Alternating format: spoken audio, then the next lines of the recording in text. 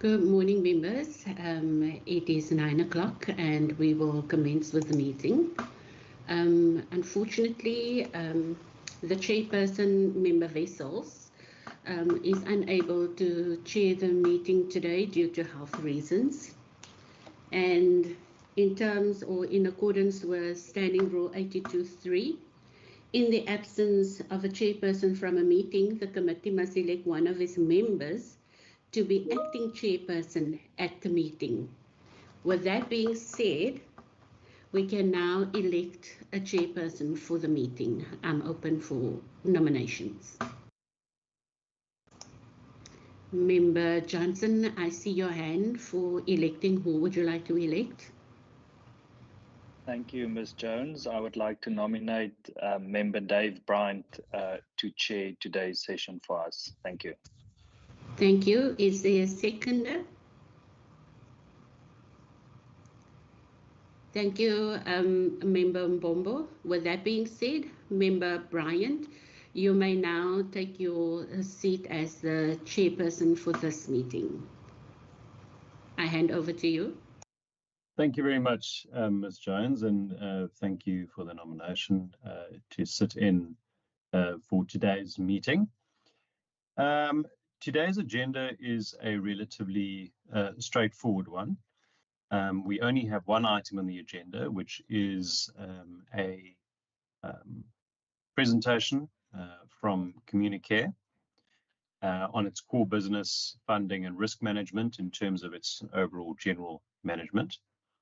And then also at the end of the meeting, we will consider and adopt our draft committee minutes of the 23rd of May, and then finally finish with our resolutions and our actions. In terms of apologies received, obviously the absence, at least later on, of Member Wessels, and we wish you well and good health, Member Wessels. But also I have been advised that the Minister, along with the head of department, will not be in the meeting today. Member Brett Heron has also submitted an apology for today's meeting, but we'll have Mr. Gavin Wiseman and Brian Denton, who will be standing in for the department. With that, I would then like to ask the department, Mr. Wiseman or Mr. Denton, before we hand over to the members of Communicare, I will ask you to say a couple of words. But first, if we can just ask the members online on the virtual platform to introduce themselves and, if possible, to briefly put their camera on while doing so. Thank you.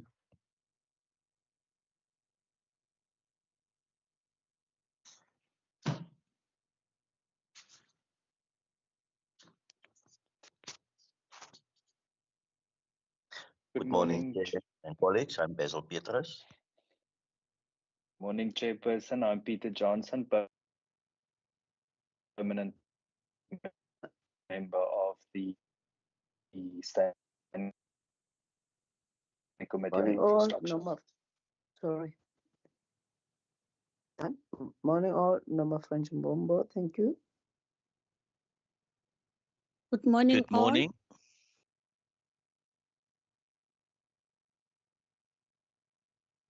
You can go ahead, ma'am. Good morning, everybody. My name is Pat Lecker. Sorry, sir. Good morning, everybody. It's Grant Marie. Thank you very much. I think those are all of the members present today.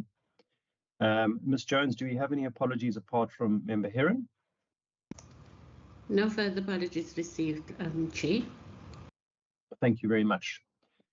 With that, then, I will hand over to Mr. Wiseman for a few opening words, after which we will welcome our representative from Communicare, Ms. Anthea Houston, who will be presenting, and she will then introduce her colleagues. So, Mr. Wiseman, if you would like to say a couple of words in the absence of the Minister and the Department.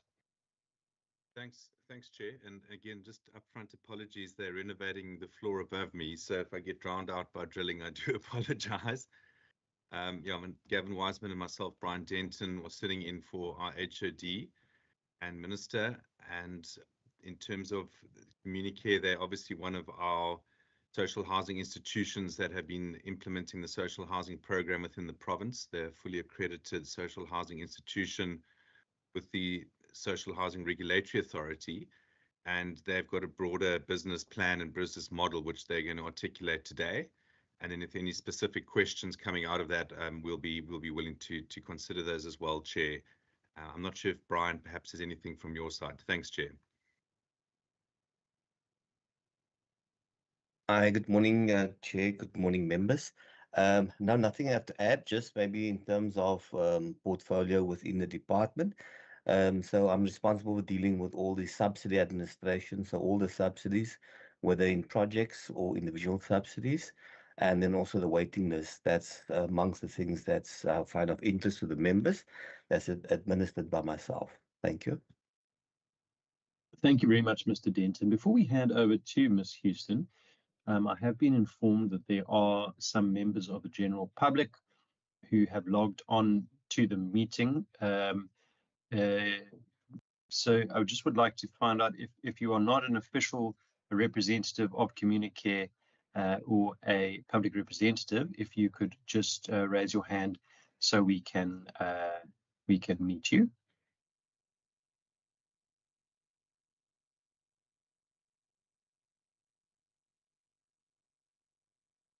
I don't see any hands being raised.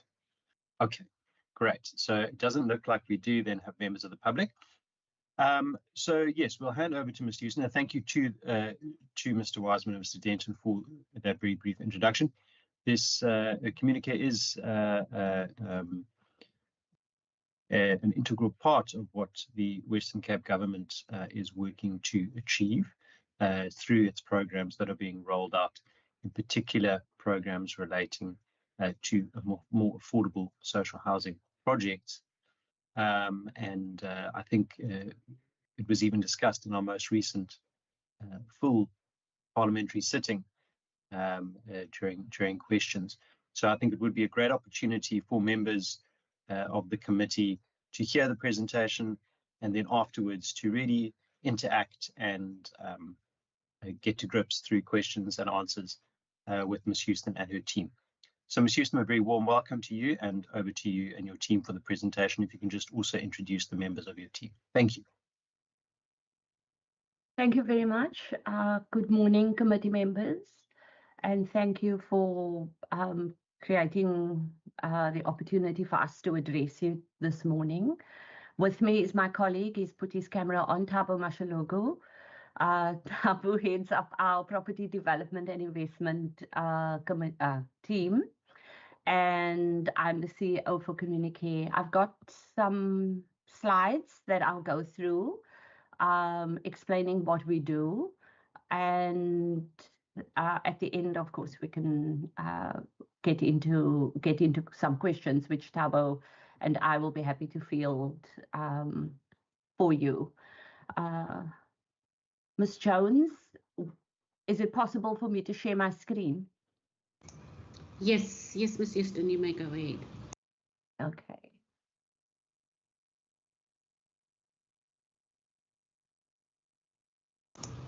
If you have any problems, I can share it for you through your chair.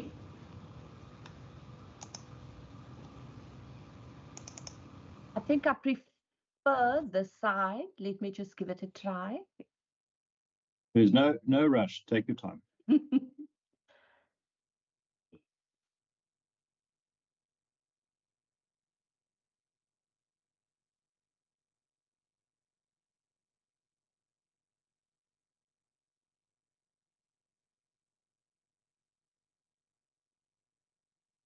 Can you see it? Yes, we can. Very good. Okay, great. So I think there are 25 slides, including the heading and the background, so 23 to talk to. and I'll try to move through that quickly so that you're able to engage. I'll start off by introducing us. We are Communique. This slide presentation, Shumis will share with you, but we have a board of directors, which is chaired by Mark van Wyk.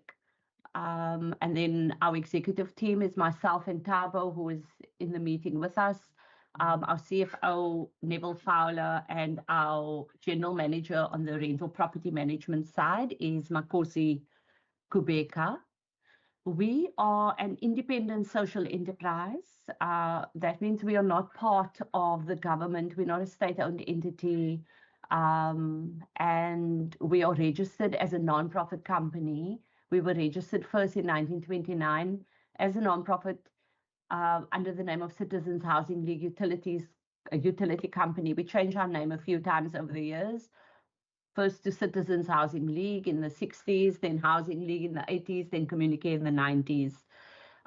It's all still the same company of the last 95 years. Obviously, what we do, how we do it has changed. Who we are has evolved over the last 100 years, but we remain the same entity in the eyes of the law. We have been active in developing housing and providing social rentals in Cape Town since the outset 95 years ago. And we have developed and sold over 22,000 houses in the affordable housing or the middle segment housing markets across Cape Town in a wide range of suburbs that you wouldn't think of. I have a slide later that deals with that. Currently, we own and manage about 3,400 residential rental units that are targeting tenants in the social housing market or the affordable housing market. And then we also own a growing portfolio of commercial properties, business parks that we're developing, a service station, and some retail. We have been a level 1 empowered company for the last 6 years. And we are accredited as a social housing institution to either develop or manage social housing. That means that we're a social housing partner of the City of Cape Town, of the Western Cape Provincial Government, and that we're regulated for all our social housing activities are regulated by the Social Housing Regulatory Authority, the SHRA. Currently, we are sort of pursuing a vision at a high level. We think of our vision as providing or a target to provide 10,000 more happy homes. And our vision is really to be innovative in the way we contribute those 10,000 homes and to make sure that it helps to contribute to more equity, more dignity in our community. Our mission is to provide affordable housing sustainably in Cape Town for people with relatively low regular incomes with opportunities for the economic upliftment. And I've put there our values and our brand promise, not that they're not important, but for the sake of time, you can read them at your leisure. We have organized the properties that we own and manage into 3 property portfolios. And we are busy developing 3 distinct brands so that over time, now obviously we are 100 years old. People know us as Communique over these last 100 years or as Citizens Housing League. But as we go forward, we want to help the community to think about the work we do. And so we're developing these 3 brands: Good Fine Properties, Mother City Housing Company, and Shared Future Rentals. And slowly but surely, the community is coming to understand what these 3 different parts of us do. They don't replace Communique, they form part of Communique. So we think of it as a family of brands. And so the first part I want to introduce is Good Fine Properties. Good Fine Properties holds all our commercial property. This includes residential rentals that we rent out at market rates. In other words, they are in no way really discounted from what any other landlord might ask for the same property. And there we target the affordable rental housing market. And we, as from a sales point of view, when we've done sales, we've been targeting the gap or the middle income segment of the sales market. Mother City Housing Company is the brand that we use to manage our regulated social housing. This is social housing that falls under the regulation of the SHRA, which we have developed with social housing grants in partnership with the city, the province, and the national government.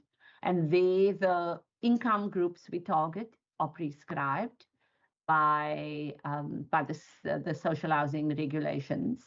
And we work within the prescripts of the regulations as they change from time to time.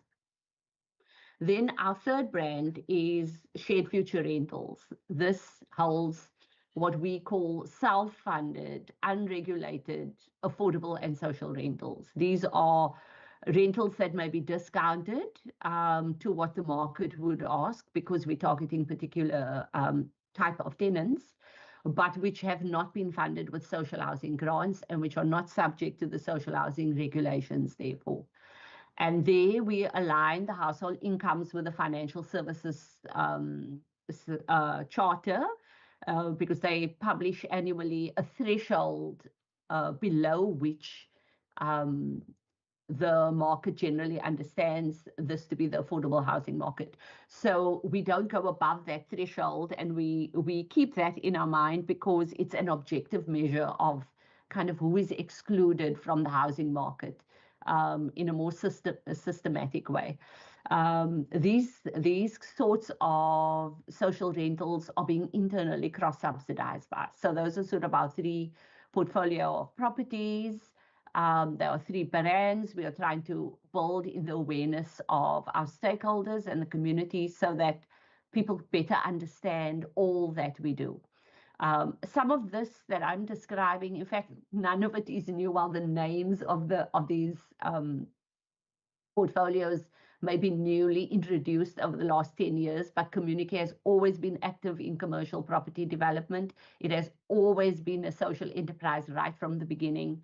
It has always worked hand in hand with government to deliver some kind of social rentals, but it's also done more than what it's done in partnership with government.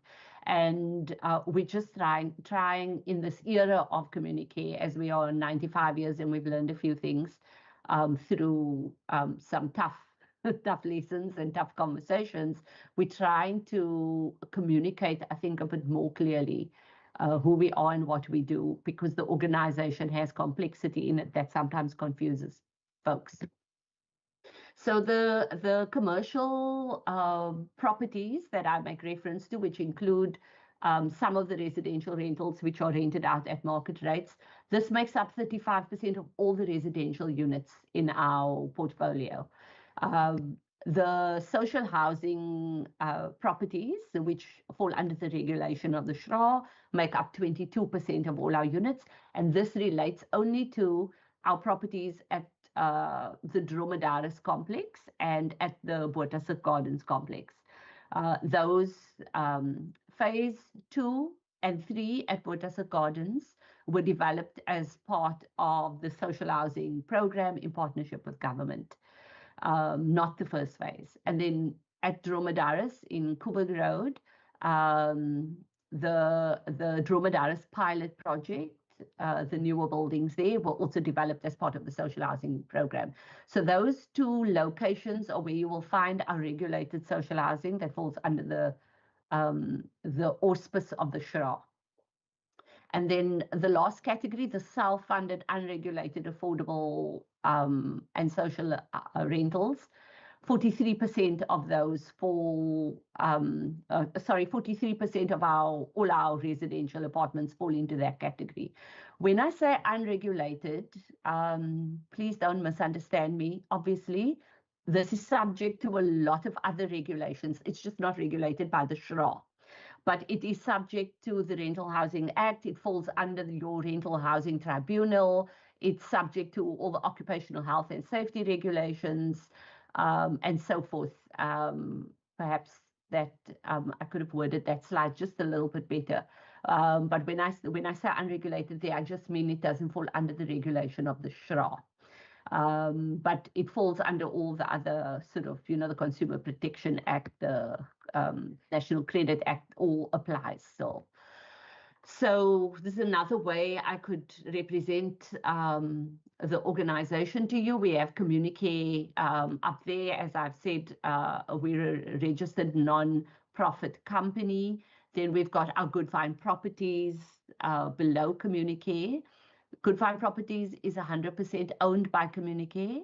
Good Fine Properties is a PTY limited because its activities include commercial activities and it pays tax. While Communique also pays tax. What you should know about us is Communique is not recognized by SARS as a public benefit organization. It is a tax-paying entity, even though it's a non-profit. And a non-profit company, it is a tax-paying entity, so we pay normal commercial business tax. Good Fine Properties is a PTY limited. It also pays normal commercial tax. Mother City Housing Company is a non-profit company with public benefit status. That's where the social housing, regulated social housing stock sits. And then we've got another non-profit entity below us called Vula Matuba Impumelelo, which does all our social development activities with our tenants. I'll talk about that work later. So background, as I've said, Communique was formed in 1929, particularly then to address the need for housing for poor white people, who at the time there were a number of poor white people living in shanties, or what was called shanties then. Today we would call these shacks. And as a result of the formation of Communique in the 20s, we developed rental housing in Brooklyn and in Ruitenwacht during the 30s all the way through into the 50s for those people to relocate into Ruitenwacht and Brooklyn. We started, subsequent to that, providing some housing for older persons in the 50s, all the way just up to the early 2000s. These were not old age homes, but they were apartments which we reserved for older persons to become tenants in. And because we had always had a great number of social development activities happening under the banner of Communique, we provided a whole host of services to those tenants. But when you look at the contractual arrangements with those tenants, they were always tenants. We were always landlords. They were not. It was not old age homes. It wasn't sort of frail care facilities and so forth. And we were doing that in that era because the state had a program to encourage property owners to develop housing for older persons, and it would give soft loans to property owners who were prepared to rent to older persons or to develop old age homes if they so wish. So another NGO, CPOA, for example, developed proper old age homes during the same era. And the terms and conditions of those loans were, one, either you repay them over time, or you maintain, or you could have the elements of the loan written off if you maintain the properties for a certain period of time for these older persons.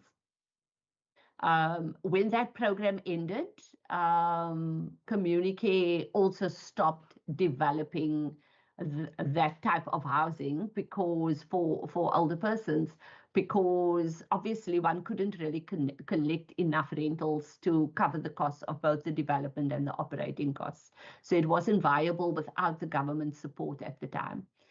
And the support stopped in the late 90s. Then we did our first new developments for Black people. Yeah, I use Black in the way the BE Act provides for the term, so inclusive of, Black, African, colored, Indian, and so forth, designated groups. And the first time we did that was from 1964. And this was very much part of the government's separate development programs. So when we did develop, we were developing within the government's regulations of the time, which was that developments would be separate for people of what the apartheid government then called, different race groups. And it's not necessarily a time in our history that we are proud of, but we also, it's important that we acknowledge it so that we know what our obligations are today. We only did our first racially integrated developments in 1994. We developed Macmillan House in Hermanus, then Cypress Grove in Thornton in 95. And then in 96, we developed Aliwal Gardens and in Ruitenwacht and Montclair Place in Mandalay, and so on. Then the tide sort of turned. I mentioned earlier that we have always been a social enterprise from the beginning. One example of this is when we built Ruitenwacht in Brooklyn in the 30s. We also built sort of the little shopping center that you can still find today in Ruitenwacht. And we ran the general store ourselves. We still have in our archives ledgers counting sacks of flour and men's trousers and so forth, the goods that were being sold in the general store. So we ran the general store with the intention of making some money. We ran an educare facility with the intention of making some money, but also providing some support to the people who were our tenants. Our social enterprise nature has evolved over time. By the 50s, we were building houses for sale. And so the area today is Thornton, for example, was developed by Communique, not just the properties we've owned there, but also a lot of the residential homes that people own. L'Ambiance in Belleville. These are just some examples of neighborhoods where we were building houses for sale as far back as the 50s. So L'Ambiance in Belleville, Kendridge in Durbanville, Kirstenhof, Swanswyk, Eversdale, Montevideo, and so forth. The category or the profile of our tenants have changed tremendously over time.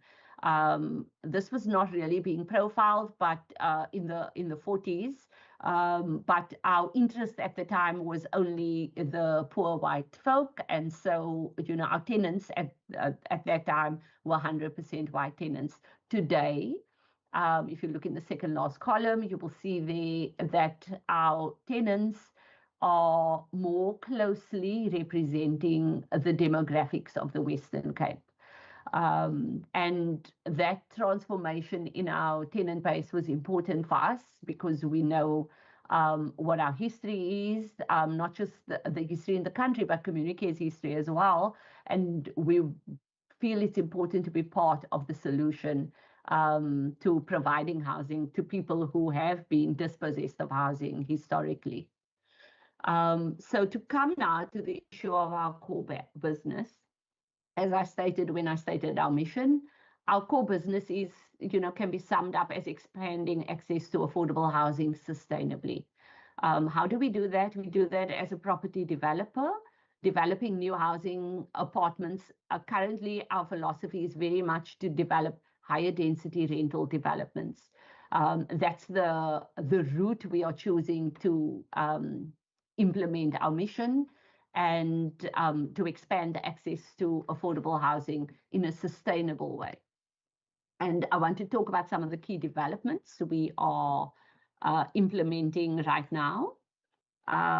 To begin with, this is the Salt River Market, where we plan a mixed-use, mixed-income development. This is a sort of aerial picture of what the market looks like currently. You won't find those cars there. This was taken some time ago, but the market is no longer in operation because the traders have already left the market. So the only activity left there now is that there are a few occupants living on the site, which the city is in the process of planning a relocation for to somewhere nearby so that the development can proceed. This is sort of a artistic impression of what the development may look like when we have concluded. What is planned there is approximately 300 social housing units and 700 affordable housing units, along with a landscape courtyard, a creche, the community hall. You can see there on the right is of heritage significance and will be retained. There'll be some play areas, for people to do sport and so forth, and there will be ground floor retail.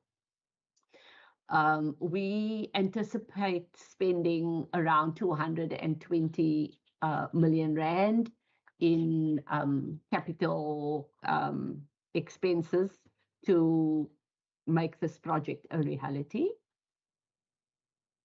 Another key development we are planning at the moment is on land that we own in Kales River. We are in the process of developing a mixed-use development of 1,500 residential opportunities. It will have a little bit of commercial and public amenities, obviously because of the scale. And this will be adjacent to our River Quarter Business Park, which is also under development at the moment.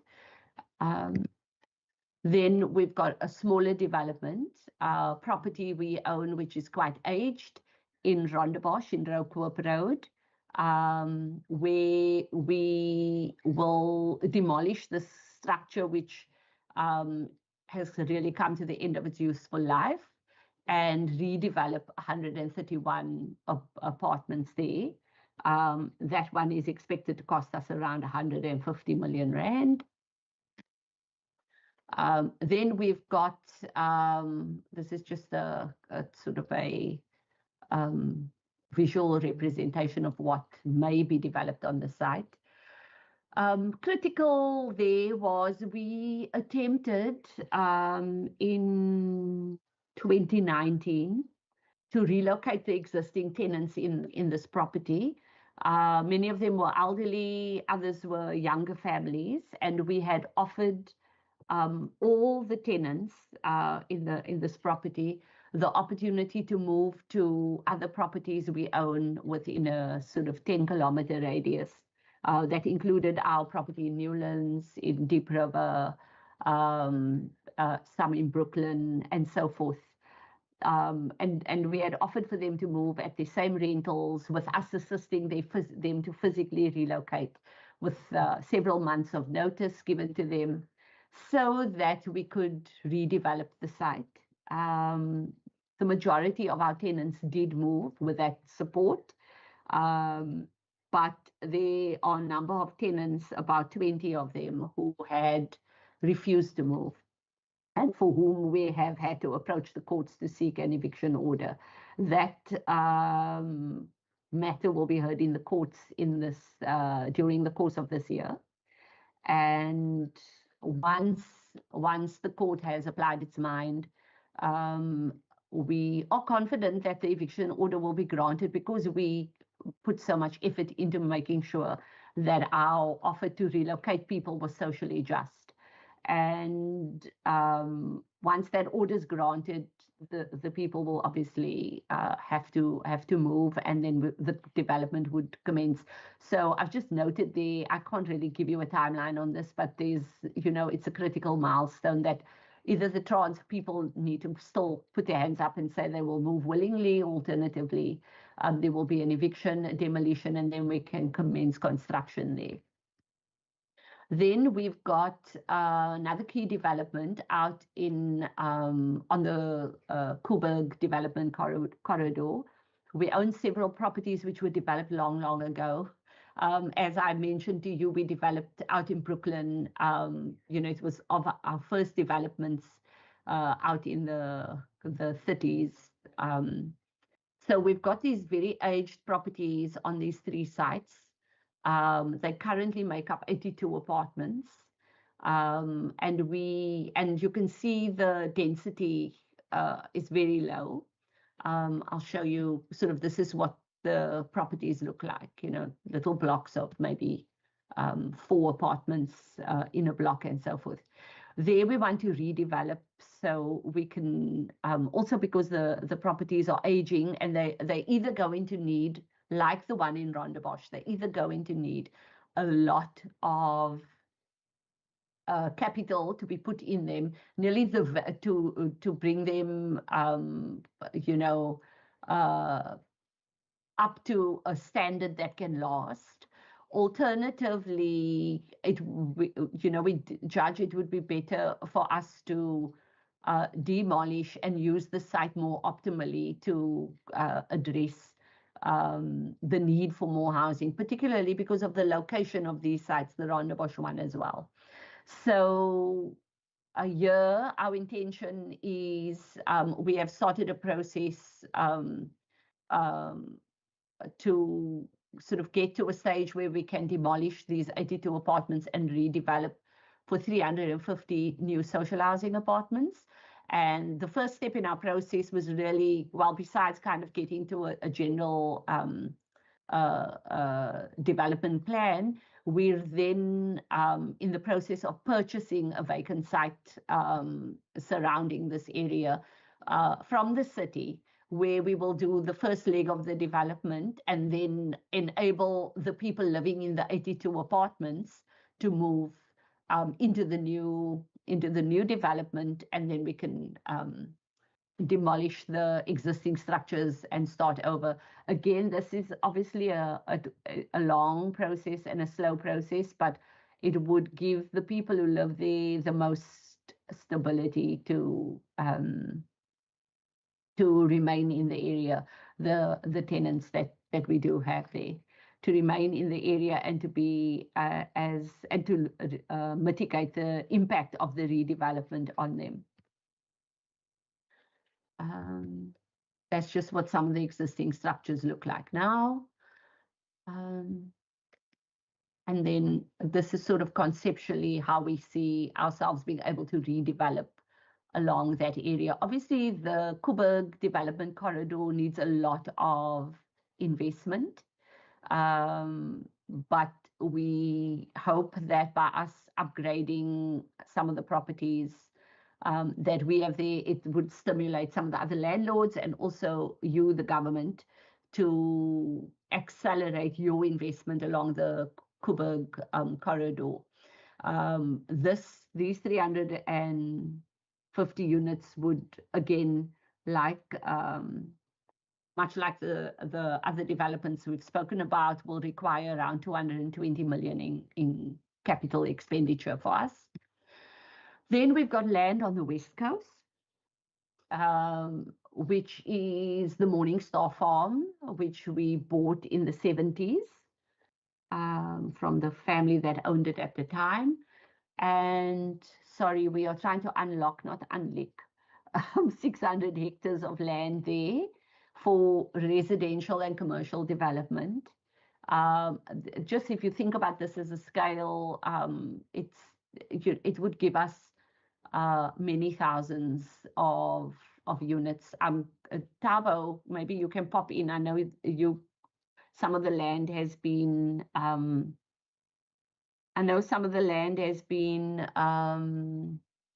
needs to be preserved for environmental reasons, and so there's a more recent count of potential units that could be delivered here. But Thabo, can you maybe just give me the number?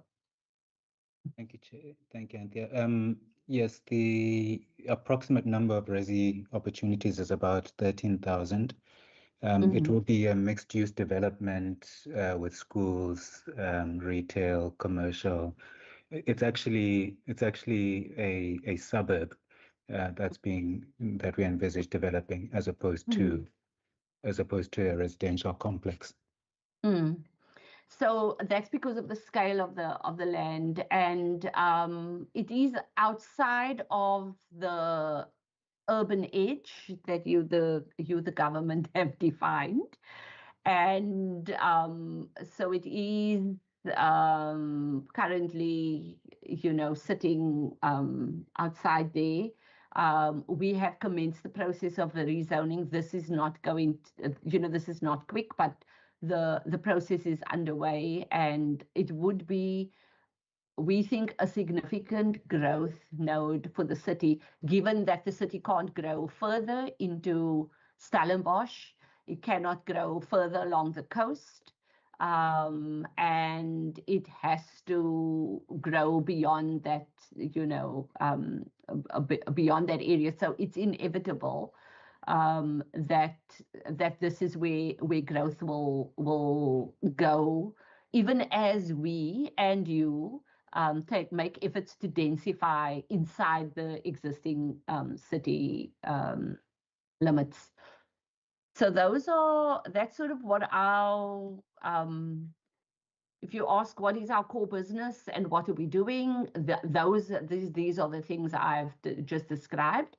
Then we have a number of supporting activities. As I mentioned, we use a social enterprise approach. And in order to expand our access to affordable housing sustainably, we engage in a lot of supporting activities.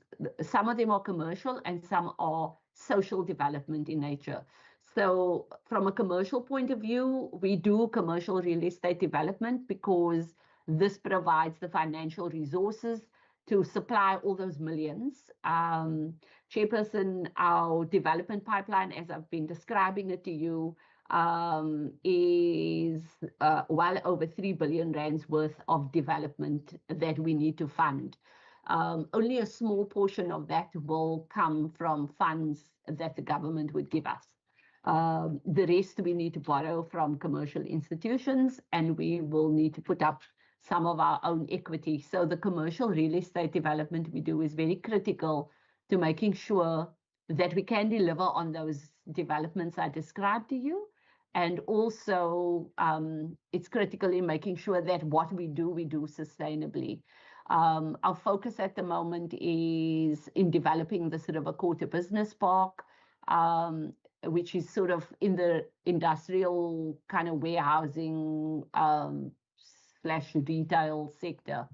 But we also, as part of our commercial real estate development focus, we also do residential sector development for the sales market or the rental market. And then we've got our social development work, which for us is about social sustainability. We have tenants, we have thousands of tenants with us, and we intend to grow the number of tenants with us. When I got to Communicate 10 years ago, we had tenants who had been with us for 3 generations. The family had been with us. And as much as they needed us in the 30s, they still needed us in 2013. To me, that was very problematic because what we don't want to do is create dependency. And so our focus on our social development at the moment is less about handouts and more about enhancing the economic mobility of our tenants and the people in the surrounding communities where our buildings are located, our properties. So the kind of interventions we focus on now is not, taking people to the theater and having a Christmas party and food parcels. It's nice, people maybe need those things, others can provide that. What we focus on is helping people develop the capacity to function in our economy. We offer our tenants relatively free matric classes, bursaries for tertiary studies, training programs that give them skills that the job market needs, and a whole host of life skill interventions that help people, get out of debt, make wise financial decisions, recover from life shocks like dependency or, addiction. That's what I meant by dependency, like addiction or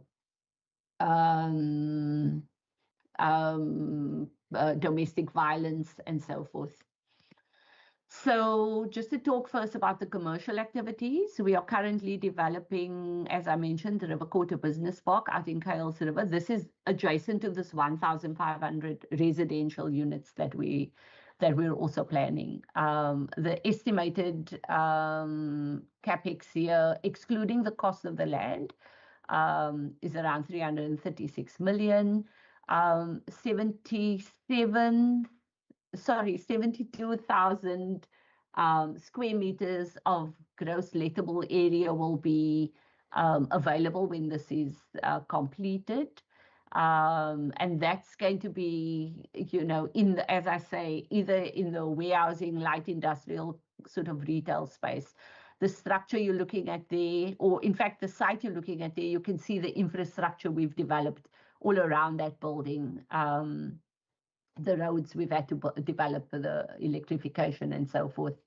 Top structures around 1.2 billion. Our anchor tenants are Builders Warehouse and Checkers.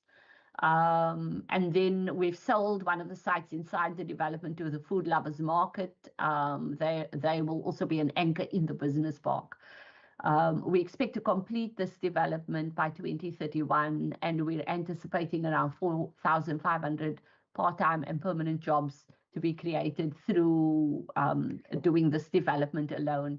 There you can see the Builders Warehouses really developing rapidly, and we expect it to start trading around November, or basically this upcoming festive season.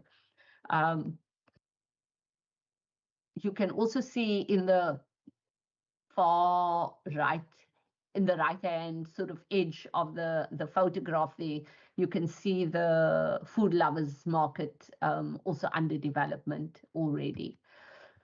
Then there was so that's our focus at the moment with the commercial, is really this business park, to make sure that we build this and it's able to pump some revenue into communique. And that we're able to use that. I'll explain how we use it in a little while, because you've asked me to talk about funding. So as I say, we are self-funded through our social enterprise approach. We don't get operating grants from any part of the government or from any other donors. Our rent must cover all the operating costs of the rental properties. This includes loans that we might have raised to develop a property, and it also includes any sort of big capital maintenance improvements that may be needed. Obviously, these things don't come cheap when one has to replace a roof or, you know, redo plumbing and so forth. The apartments that we reserve for SASSA pensioners in certain properties, like our Montclair Place complex, these are cross-subsidized by higher rentals being paid in other properties. Our new developments are funded by a combination of loans from commercial banks, usually, because they give us better terms than the development finance institutions. And so it's a combination of these loans and then the profits from our commercial activities. That's what we're able to use to either build a new development or buy a new development. When we develop new social housing, this would be funded through a combination of loans from commercial banks and the social housing grants. In the past, we may also have put in cash from our own reserves, but the reserves will soon be fully consumed. And then you asked me to talk about risk management. Obviously, I could give you 10 slides just on this, but I thought at a high level to describe the following. We have an external provider of our internal audit function. And they help us enhance our risk management approaches. They report to my board's audit and risk committee. We also have an in-house risk officer. And we are engaged with a wide range of stakeholders on an ongoing basis to build an understanding of our work, because we think misunderstanding of us is one of the biggest risks we face. It results in interference, in slowing down of processes, in obstacles, because role players who should understand us as their partners perhaps don't grasp that because of a need for more engagement. So there is ongoing engagement as we are doing with you today. We take every opportunity that we have to meet with whoever wants to sit down with us to explain and engage. Then we are actively implementing plans to develop all the vacant land we have under our control, because holding the land without plans to do so, without action to develop land, results in a big risk, obviously, of land occupation, and then the land actually not being able to be used for these amazing projects that will help both support and build the economy in the city, but also address our core purpose, which is to provide more affordable housing. Then part of our risk management is also entering into strategic partnerships with developers, contracted developers, to accelerate how quickly we can construct these things, and also to mitigate the risks that come with development when one does it on one's own.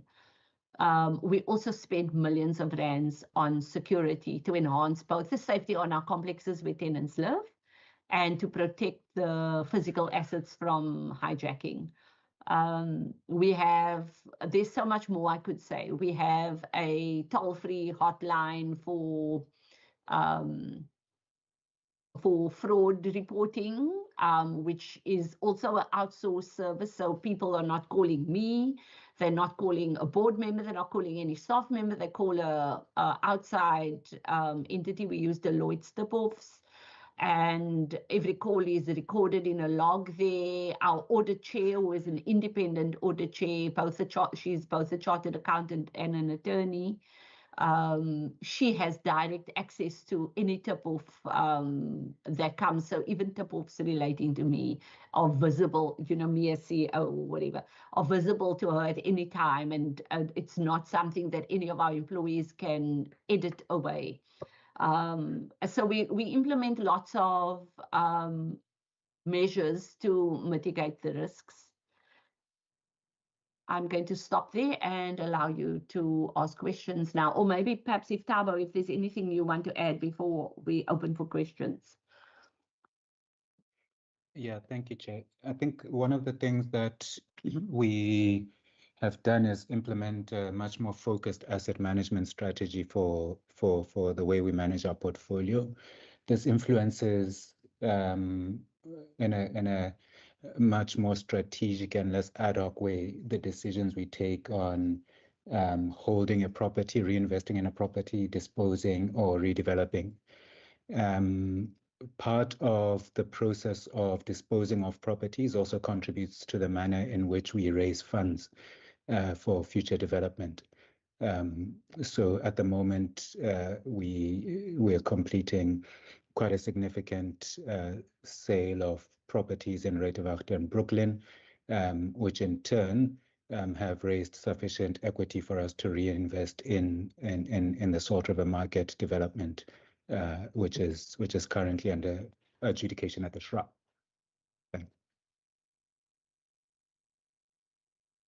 Thank you very much, Ms. Houston and Mr. Mashalogu for those words, and Ms. Houston for your very detailed presentation, which certainly covered a lot of ground. Just brief correction, just before we go on. And you've been speaking about us as government. We don't actually have any representatives of government present on the meeting. We are all members of provincial parliament. So our role is to hold the government to account. So we are not the ones making those decisions. We are all playing the role of ensuring that that what is carried out is done so in the correct manner, and helping to obviously write legislation, which is our other core focus. So I'm going to open up for questions in terms of the members present, Member Laka, Member Petrus, Member Johnson, Member Mbombo. I see hands shooting up already. Member Johnson, we'll take your hand first, and then Member Petrus, second, Member Grant Murray, third. We'll take those three and then we'll open up for another round. Member Johnson. Thanks, Chair, and thank you for the presentation. As the chairperson of the Standing Committee on Finance and Budget, I guess I'm always interested in the financials. I just wanted to check whether any of your financials are publicly available in terms of income, expenses, salaries, that sort of thing. I did check your website briefly, but I couldn't see any. So yeah, just sort of a clarity-seeking question. Thank you, Chair. Thanks, Member Petrus. Good morning, Chair. Thank you. Chairperson, my question is, will they communicate, enter into partnerships with municipalities in other regions of the Western Cape? And do they have that capacity to do so? So just for clarity, you're saying another region in the Western Cape apart from the city of Cape Town, is that correct? Yes, Chairperson. Okay, great. Member Murray. Thank you very much, Mr. Chair. Mr. Chair, thank you to Ms. Houston for the information. I'm not a member of this committee, but I found it very interesting that you were presenting today. So I decided to sit in this morning. Ms. Houston, I just wanted to know, in terms of the Western Cape, we're becoming an aging population. And the demand for housing by senior citizens is starting to increase, and the Western Cape housing provision is inadequate to satisfy the demand currently for housing. I have a lot of the senior citizens that's been 20 to 25 years already on the waiting list of the government. And I wanted to know from you whether your model, your business model, also envisage future development for more for senior citizens. And also, what is the waiting period in terms of from the time a senior citizen applies to communicate to the time of placement?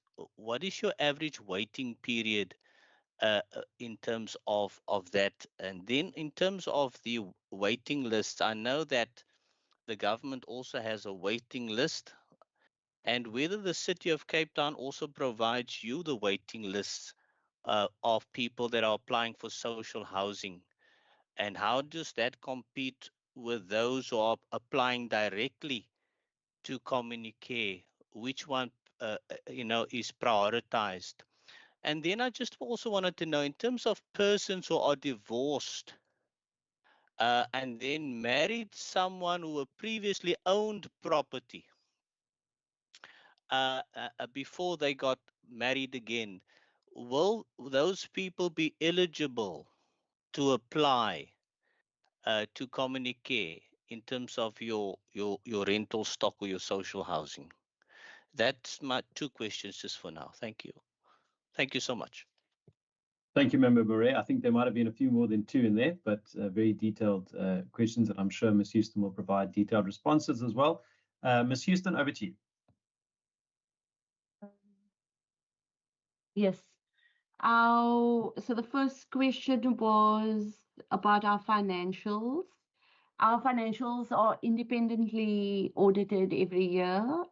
They are available on request if any stakeholders want to see them. Then Member Petrus asked about partnerships with other municipalities. We had explored partnerships with other municipalities in preceding years. In fact, the Western Cape Department of Human Settlements really encouraged us to partner with the municipality of Hermanus in particular, and we spent some time engaging with them, but they did not want to take the housing program forward. But we have been open to that. And I think we remain open to that. We do not hold any land in other municipalities, so it would be critical that land then be made available by the state for us to be able to go there and do any projects that are viable. But it's not a door that's closed to us. And then I think Honorable Marie asked a few questions around housing for older persons. Firstly, whether we are developing more. We are not developing any targeted housing in any particular housing complexes that intend to only house senior citizens. This is because we are not able to do this in a way that's financially sustainable. There are other organizations in Cape Town who focus purely on providing housing for older persons, like NOAA, like Oasis, like Abbeyfield, and CPOA. And I think I'm aware, in fact, because we have partnerships with those organizations. I'm aware that some of them have development plans for more housing for seniors, but that is not our core target focus group, so we don't have the explicit plans to develop that. However, inside a social housing development, there is room for older people, especially those on SASSA, to be beneficiaries, and so that remains a possibility. We also do have complexes within our stable already, which are exclusively for older persons, and which we continue to manage in that way. You ask when these older persons apply to some of those complexes like Montclair Place, like Creswell House, like Mesvalach. These are complexes we have which are exclusively for older persons. How long the application takes can depend on the circumstance. It could be handled within a space of 3 weeks, but it could also take 3 months. And why that is because oftentimes people do not give us the information we need. We are clear about what we need, and people give us what they have as opposed to what we need. I'll give you an example. We might say we need 3 months bank statements, and someone will insist on giving us the latest, or just 1 month. They might say, my son is going to pay. Now we need certain information about the son that doesn't come to us. So some of these can take a long time. Okay. Then there is a question about if people were divorced and they remarry someone who owned property before, are they eligible for social housing? I think the regulations don't permit someone who has owned property before to become a social housing tenant. But I could be wrong about that. I will leave it to the government officials to answer that. Whatever the regulations say is what we implement.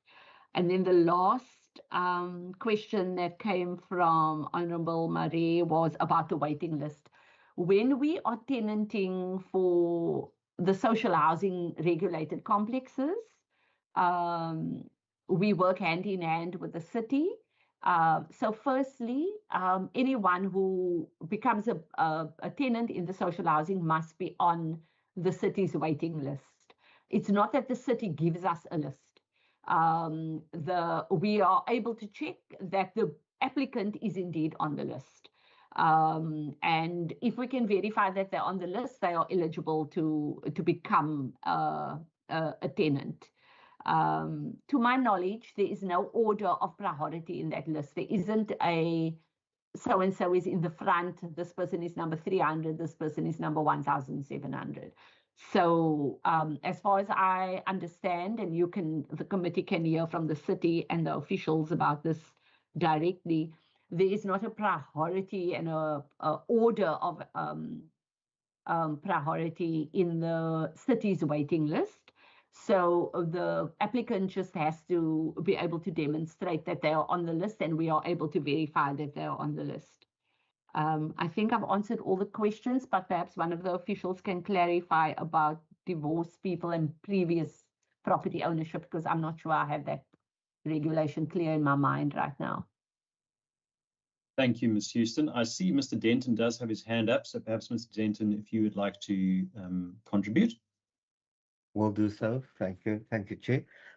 Yes, in the event that the persons have owned property previously and they are formally divorced, in an instance like that, we look at the final order of divorce. And if the one party has actually got all the immovable property, then we can still consider such a person. But that will be for ownership. So ownership as in the person can still apply for a subsidy, although they own property. And like I said, on condition that the final order of divorce actually all the immovable property went to the other party. With regards to rental, the fact that you have owned property does not exempt you from being considered for a rental opportunity. So that's just to cover that. Chair, while I do have the floor, there was a question by Member Marais regarding housing for the elderly. Unfortunately, it is a bit of a vacuum in the policy in general in human settlements. Our national department was in the process of putting a special needs policy in place. Yes, historically, we gave loans to municipalities and NPOs, NGOs, excuse me, to put elderly housing for the elderly in place. So there is a policy document, but currently it's just not workable. But it's definitely something we should be looking at. And like I said, it is a bit of a vacuum in the policy space. Thanks, Chair. Thanks very much, Mr. Denton. I see Mr. Wiseman's also popped his hand up. Mr. Wiseman. Thanks, Chair. Yeah, just to affirm what Brian was saying. And then sorry, you're very soft. Can you maybe move a bit closer to your mic? Is that better? Sorry, Chair, I was having issues with some IT. There you go. That's a bit. There you go. That's a bit better. Okay, thanks. Sorry.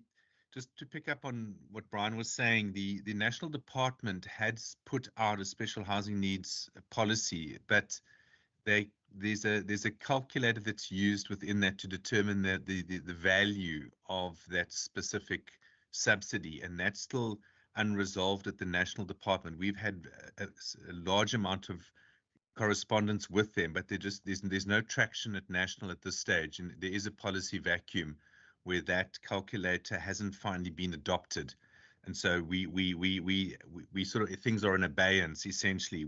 The department currently has a number of applications, but we can't attend to those till such time as we've got clear direction at a policy level from the National Department. Thanks, Chair. Thanks, Mr. Wiseman. That's a very valuable insight. Colleagues, thank you. Let's open up for another round of questions. Members, please raise your hands if you would like to ask a follow-up, or would you like to ask a new question? Do we have any hands for another round? We have Member Marais. Any other hands? All right, Member Marais, over to you. Thank you very much, Mr. Chair, and thank you for the responses. It's duly noted, and of course a concern regarding the way forward in terms of our social housing for our seniors. I just wanted to also ask a new question, Mr. Chair, just in terms of the locations of housing developments. I noticed that I'm under correction, but all the developments seems to be mainly focused in the metro. I just wanted to know if there's any developments in terms of housing also in areas outside the Cape Metro, for example, Wellington, in the Paarl region and so on. There's a lot of people also in terms of, now I don't know whether that suits your business model, because obviously you've got to make money to be able to develop in the future, and it has to fit in with your vision. So I just wanted to know, in terms of outside the metro, which if there's anything planned, especially in Wellington and Paarl, and then in terms of land being purchased from the state. Has Communicare entered into any agreements in terms of purchasing land directly that is owned by the state for development? And then the obstacles, how long does it take to develop those particular, is it 6 years from the time that you get the land to develop? I know it takes a very long time because there's many obstacles, perhaps zoning and all those things that needs to be done. Just out of an interest, how long does it take in terms of developing when you do purchase property directly from the state? And yeah, I think that's it for now. Thank you so much. Thank you, Member Marais. We have Member Lecker next. Thank you, Chair. Good morning, everybody. Chair, looking at the business model of Communicare, I'm interested to understand, with reference to clients who are currently senior citizens, how does the organization assist such people, considering the fact that some of them depend on the social grant? Then, to Chair, are there any issues pertaining to those people who are unable and who cannot afford to pay the amounts that they're supposed to have paid, who are probably on the package that Communicare is offering to senior citizens and other people who depend solely on the disability grant? And lastly, Chair, in future, what should be the, in respect to a minimum that one should be earning? What assistance is Communicare bringing on board? Because in the beginning I heard that they also cater for those who are on the missing gap.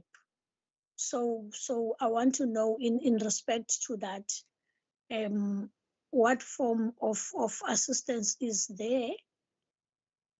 Should, in cases like what has been happening in Khayelitsha, people are unable to afford, those who are on a missing gap are no longer able to afford and they falter on their payment, is there any option that Communicare provides? Because I know in case of Khayelitsha, those who were evicted from houses owned by the bank, there were social houses that were built for those people, and they went to those houses, because I remember I was part of the people that was busy with it. So does Communicare have that kind of provision in place? Thank you, Chair. Thank you very much, Member Lecker. I'm just going to ask a couple of questions for the third round, because it doesn't look like we have any other hands. Just briefly, in terms of the Rokoop Road development, I know that's a very high value area. It's directly adjacent to Rondebosch Prep School, I think. Is that project also an affordable housing project, or is that more of a sort of remunerative project, sort of a cross-subsidization? How is that working? Because I'm just wondering, in terms of the evictions at that site, whether or not those individuals who you're struggling to evict at the moment, whether they could potentially be relocated in an affordable housing development, if it is that, and just whether or not there is any obligation on Communicare to provide them with alternative housing, or how the process is working. And then just in terms of the fraud hotline that you mentioned, are you able to give us a estimate or rough number of how many tip-offs are received, and how many, if any, of those have been followed through on, and if there has been any further action taken in terms of that? I don't see any other hands, so I will hand over to you. I think it might be the last round. Thanks.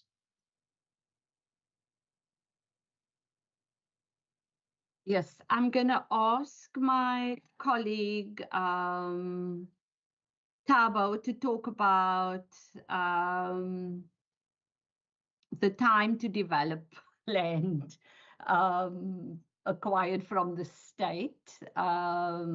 Particularly, maybe you want to talk about Salt River and also that site in Brooklyn. That's two sort of current sites that we are purchasing from government at the moment. Do you want to hop in there, Thabo? I shall, thank you. Salt River Market, I'm not sure if it's the norm or an anomaly, but the land release process for the Salt River Market site is actually almost 10 years in the making, from the time that the city advertised for the release of the site through to the process of adjudication, and eventually we signed a land sale agreement in 2022.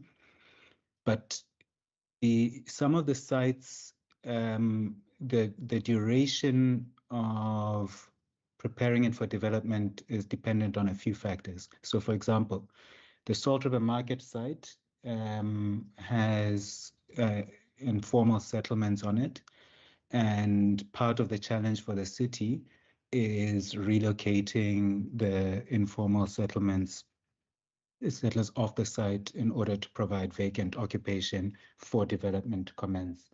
So that process has taken about 2 years since we signed the sale agreement. And once that is done, we should be able to proceed with the development. With Brooklyn, we've made the offer during the course of last year, and it's an internal process of securing the internal valuation and external valuation. We don't anticipate that transaction should take longer than a year, although a year is still quite a long time to conclude a sale agreement. When it comes to other issues such as the zoning and the preparation, it really does depend on what the use of the site is. If the site is zoned public space or agricultural, it normally takes a minimum of 18 to 20 months to secure a rezoning, and that's on one of the faster sort of processes. The sites in Kills River that Anthea discussed, which were not acquired from the city, took us 4 years to rezone to get the rights in place before we could commence with the development. So yes, it's quite our land use planning and securing rights for development is a problem for expediting development, and it is something that I think both the city and provincial government have been looking at, how we can expedite these processes to enable faster unlocking of development. Anthea? Then the other part of Member Marie's question was whether we focused outside, whether we have any plans outside of the metro. Our plans are all currently inside the metro because that's where we own land. We previously were invited by Bolang Cricket to look at a parcel of land that they owned out in Paarl for potential development. We went out and had a look, but then nothing came of that from their side.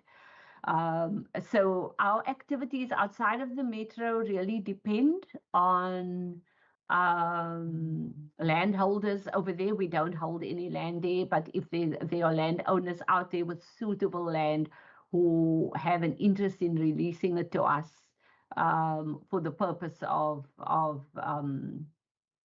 development, then then we can explore that. It's certainly not something we are close to. Then member Lecker asked a number of questions regarding the social grants. So where we have tenants who are dependent or people dependent on social grants, we have properties and units where we are able to offer tenants significantly lower rental, which is being cross-subsidized by those who pay higher rentals. If they are dependent, older persons dependent on the grants. And if they are older persons dependent on grants in other complexes that are marked for market rentals, they need to find other means to be able to pay that rental. And some of them are supported by children or their own siblings. Alternatively, if they're not able to find the financial resources to cover their rental, we always offer opportunity to move into one of those residential apartments where we are discounting rentals for people on grants. Unfortunately, sometimes people are not, they don't want to do that. They don't want to make a choice, or they want to have a choice where there is no choice, if I can put it that way. Then we have had people falter on payments, maybe people on grants who do falter on payments. It depends on the reason for faltering. We have a team they get to engage with. If it's just a momentary thing and they can recover, we are able to kind of see a tenant through a month or two or whatever. If it's a long-standing, ongoing thing and the tenant won't relocate according to their budget, then we would have to go and terminate the lease and ask the tenant to move, or worse yet, have to go to court and ask for an eviction order. We do not build any like RDP housing or anything like that that we are able to give tenants. If the tenant is a vulnerable tenant, that's protected under the law in terms of the Prevention of Illegal Eviction Act. If it's such a tenant, then we are able to cooperate with the city to see if they cannot provide the tenant with alternative accommodation like you described in the RDP housing. But increasingly, the city of Cape Town is not able to do that. What they would normally respond with is that they can provide an emergency housing kit for people. That's, the poles and the sheets for people if they're able to find somewhere where they can be, perhaps in someone's backyard or whatever. Alternatively, the city might say they will have accommodation only, 6 months or even longer from that time. We currently have a situation with a tenant, a disabled tenant, well, a tenant with a child with a disability that hasn't paid rent for almost 4 years, where there's an eviction order and where we are waiting on the city. We haven't let the sheriff implement the eviction order. We are waiting on the sheriff, on the city, to indicate when they could provide accommodation for this woman and her child. And they've just said, they can get the poles and the sheets. So unfortunately, it's not our obligation under the Constitution to provide that housing for the truly destitute.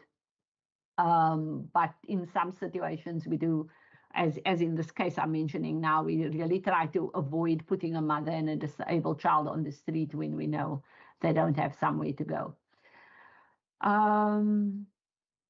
And then, Chairperson, your questions. So in Rondebosch and Rouwkoop Road, it's the property opposite the St. Michael's Church.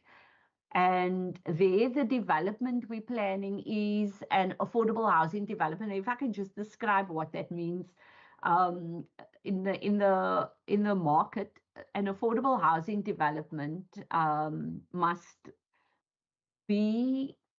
deliver at least 60% of its units within the affordable housing threshold. So that's households with incomes up to, I think, currently 29,200 or so rand. So we'll model a development that enables 60% to be in that range, which means that some of the rentals may be around 10,000 rand. And then the balance is able to go above that to make sure that the development can work and it's viable. So that's the plan for that site. Some of the households, the ones who've dug their heels in, actually they are economically active people. They are working, they are earning rent, they are earning income. There are only, I think, 2 people who are on grants or 3 who have refused to move. The rest are actually people with means who may be able to pay those rentals once the development is completed. As the property owner, there is no obligation on us to provide alternative housing.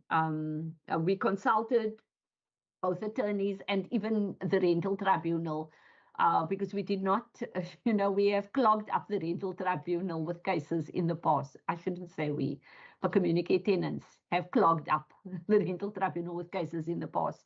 So before we implemented our plans for that site, I sat with the tribunal manager, one of the managers there at the time, and said, what would the tribunal consider fair notice from a landlord in a situation where we need to flatten a building and redevelop? What would the tribunal like to see from a landlord to make sure that we are on solid footing? And that was more than what the law obligates us. The tribunal said, well, we're not going to tell you to go back and mediate with people if you've done A, B, and C.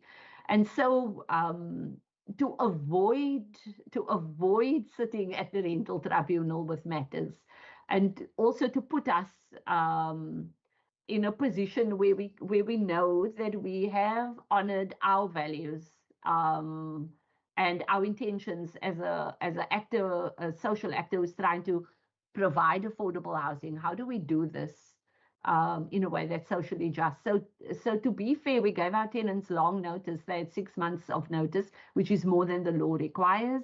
We offered them alternative accommodation, which, as I say, the majority accepted. We moved them at our own cost. There's no obligation on any landlord to do that, but we provided the moving vehicles, we provided people to pack, we provided boxes, we provided warm meals on the day they moved in. Our social workers went out even in the weeks after that to check that they settled in nicely and so forth. So I want to say that, as far as that property is concerned, I'm very sure that we went above and beyond the example that any other landlord demonstrated in the city to move people fairly, which is why I would say earlier, and did say earlier, that I have no doubt that when the court hears our application now to have eviction orders issued for the last people who refuse to move, I have no doubt that those will be granted, even though, some of those are households with children. Here and there are 2 of the people are elderly people, but we have really gone above and beyond to make sure. We've also offered them accommodation just down the road, especially the elderly people just down the road in Newlands at our property at the Spring, to say you don't need to leave the, we're not saying go all the way out to the city limits, on the outskirts. So you would still be able to get to your church, your local clinic, your, shop at the same place, but the property needs redevelopment. And so we've really tried in that case to soften the blow for that, for those tenants. And unfortunately, it's taken us years and it's costed us a lot of money. We have another property now where we have to do the same thing, where we're not taking, where we've taken some of the lessons from that process on board and we're doing it differently. But yeah, I think I've answered all the questions. Yes. Thanks, Ms. Houston. It was just in terms of the fraud hotline. I think that was the only one. Oh, how many? I sent our company secretary a note, and she said in the last year, the hotline received 47 calls and 1 email. And I will say that the trend for our fraud reporting is mostly not fraud related. So when we analyze those and we report as I say, the report goes to the audit committee and the audit committee chair's visibility on it. Most of those things would be, I applied for a unit and no one has gotten back to me. I've had a bad experience with Tabo because he committed to coming back on Thursday and I haven't heard from him till this morning. It's usually operational complaints. And we do have a call center for such things, but people will call the call center and they'll call the hotline and they'll email me. And also they will even email the mayor around operational complaints. These are usually not fraud related. In the last 3 or 4 years, we haven't had a single actual fraud reported through the toll-free hotline. The fraud that I have had reported actually came directly to me, to my office from 1 or 2 outside parties.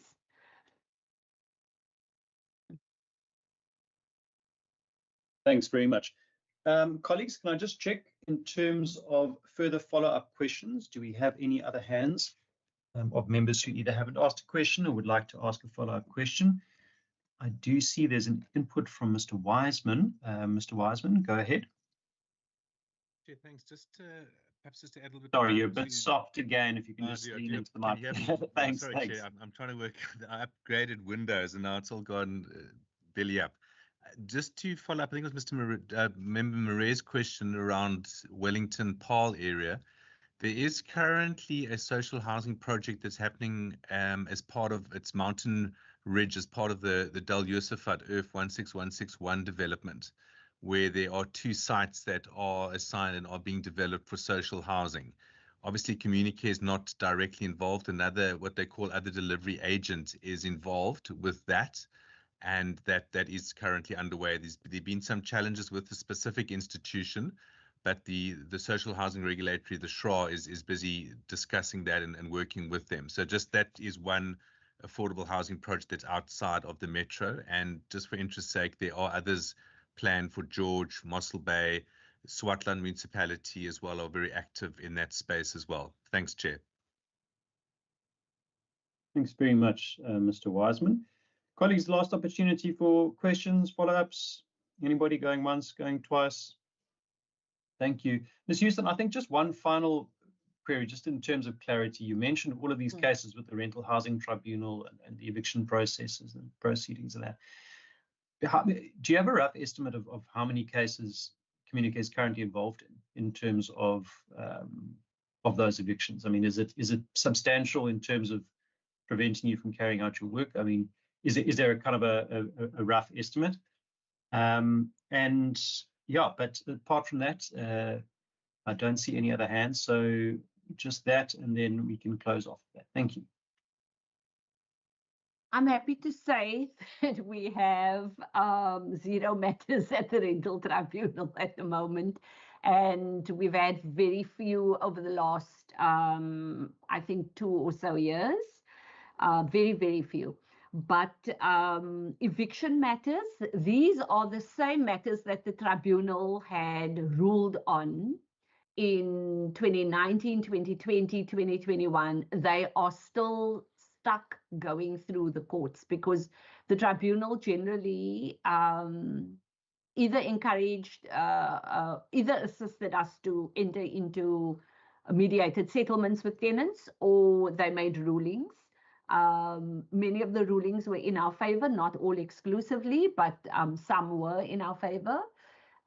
Because we had tenants not paying rent, and there's no environment in which a tenant can not pay rent and the landlord be expected to absorb to allow the tenant to persist. So that those rulings in our favor were inevitable because of the rental boycott that was going on.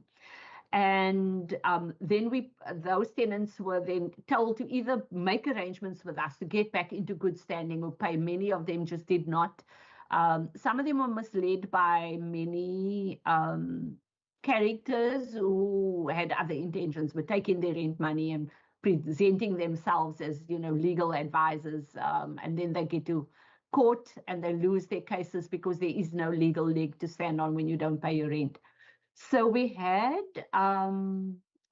still a legacy of matters going through the courts from those from that era of tenants. When I say tenants who haven't paid rent for 4 years, it's going back to the COVID times when those matters were being heard in the tribunal. And there are about 500 of those non-paying tenants. That's about 14% of our tenants that we having to work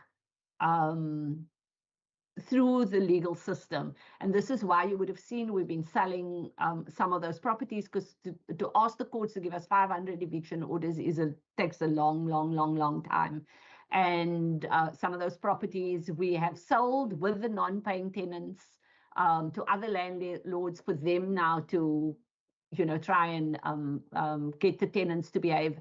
And the tragic thing about it all is that some of those tenants have started to pay their rent on the first day they had a new landlord, rent that they wouldn't pay us. And it's tragic because they've put themselves in, I would say, a more vulnerable position than they were with us, but that's now their own doing. So yes, it does make it difficult for us.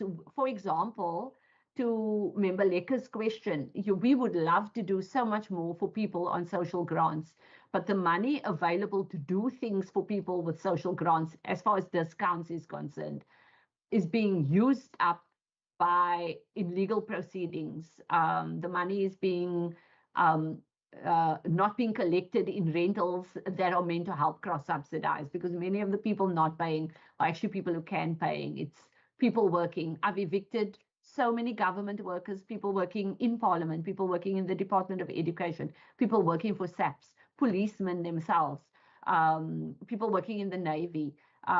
With these people have housing allowances, they're not paying their rent.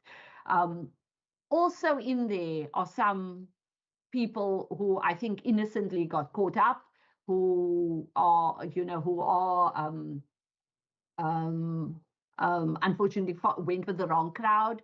But despite our efforts to have them get back into good standing, despite the counseling that would have come from the rental tribunal, they continue to follow a wrong path. And we're not here to evict people. That's the last thing we want to do. It's kind of really goes against what we're trying to do.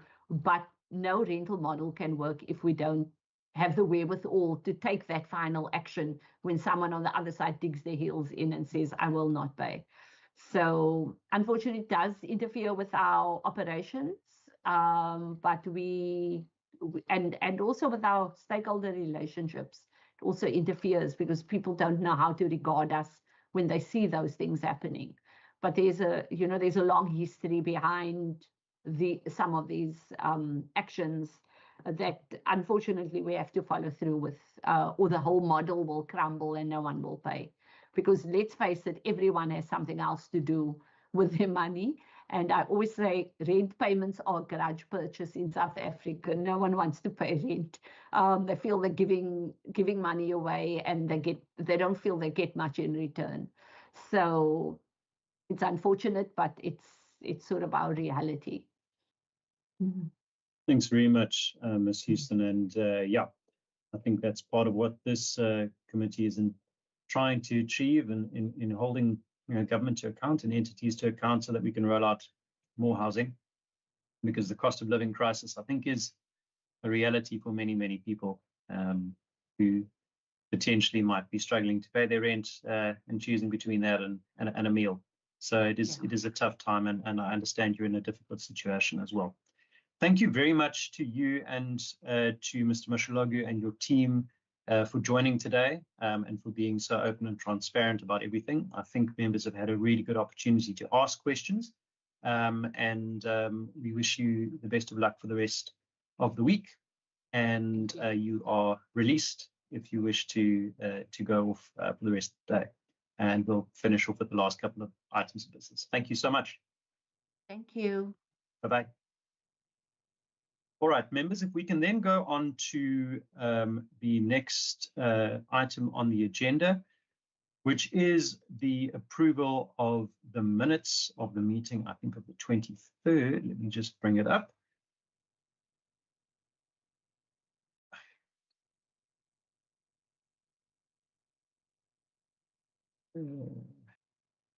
Yes, it's the meeting of the 23rd of May, 2025. Ms. Jones, I don't know if that, if you are able to flight that. There we go. Perfect. 2 steps ahead of me. Colleagues, if we don't have any additions or corrections, we have Member Petrus. Member Petrus, are you wanting to make a correction or addition, or are you proposing that we adopt minutes? A correction, Chairperson. It's even situated in Great Park River, and it falls under the Mossel Bay Municipality, Chairperson. Okay, that's fine. So just to clarify, you're speaking around, are you talking about opening and welcome, paragraph 1? About Mr. Jacobs. Mr. Jacobs, yes. Yeah, he's staying in that development falls under Mossel Bay, Chairperson, not George Municipality. Okay, I think it maybe it originally said, George, it looks like it's been corrected. The chairperson welcomed all attendees, outlined the rules of virtual meetings, and informed the committee about the Greenhaven housing petition in Groot Brakrivier, Mossel Bay. Is that okay? I'm just looking if there's any other reference to George on this document. I think it's been corrected, but thank you for pointing that out, Ms. Jones. Just to clarify from your side. I don't see where Mr. Petrus is, what he's referring to, because I haven't changed anything on this minutes. Yeah, yeah. Where yeah, I don't see, maybe we've got different, this one doesn't say George. Member Petrus? One of Mr. Jacobs. Which paragraph, member? Is it under point 1 opening or 2 briefing on the Greenhaven? One of Jacobs. It all refers to Mr. Barry Jacobs. Member, which part of the minutes refers to George? Okay, this is like that. It's okay. Like that. All right. I think we've fixed it. Yeah. Okay, that's great. So maybe it fixed itself. Maybe it was autocorrect. Who knows? But thank you for pointing that out. Are there any other corrections or amendments that anyone would like to make? Colleagues, going once, going twice. Do we have a proposer for the adoption? Member Johnson, do we have a seconder?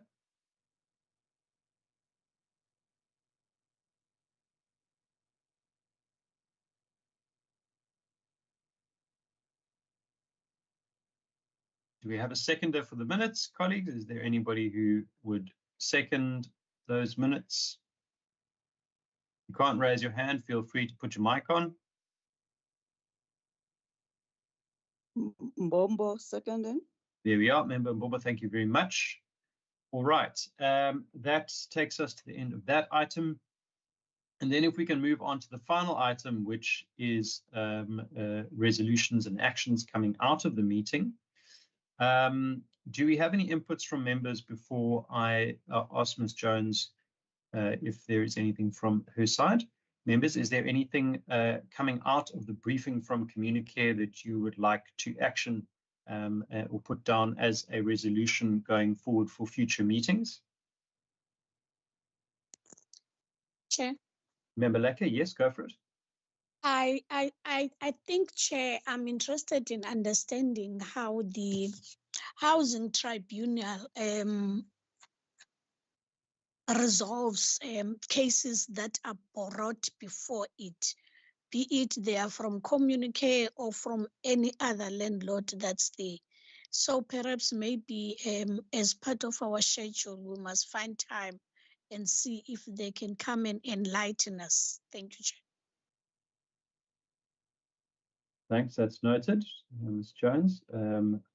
Did I see Member Petrus or someone put their mic on? Or was I seeing things? Good day, Mr. Chair. It was Member Murray. Sorry, Member Murray, yes.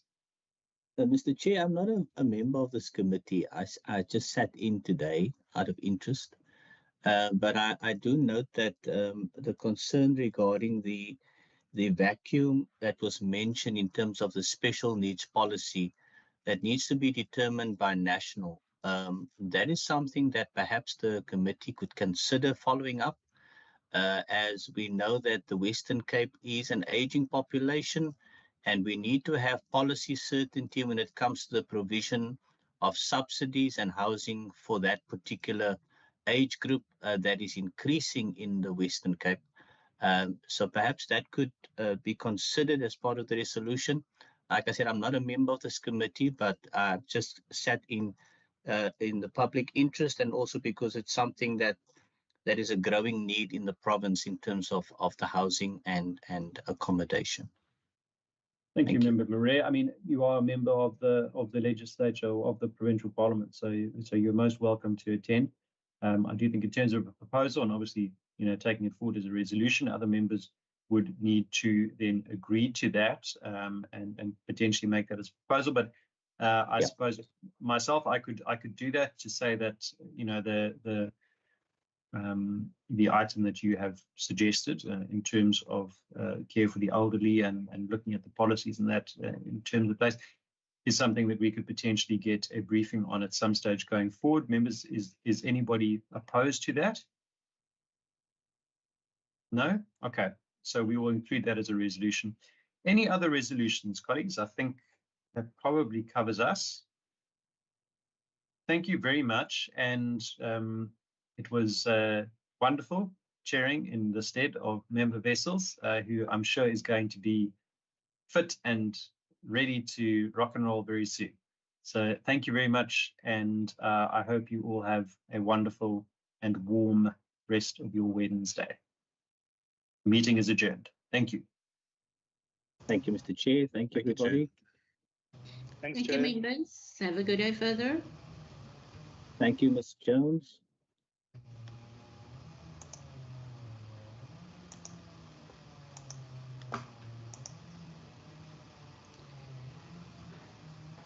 Thanks, Ms. Intley. Have a good day. Thanks, Member Lecker. Everybody, have a good day further. Bye.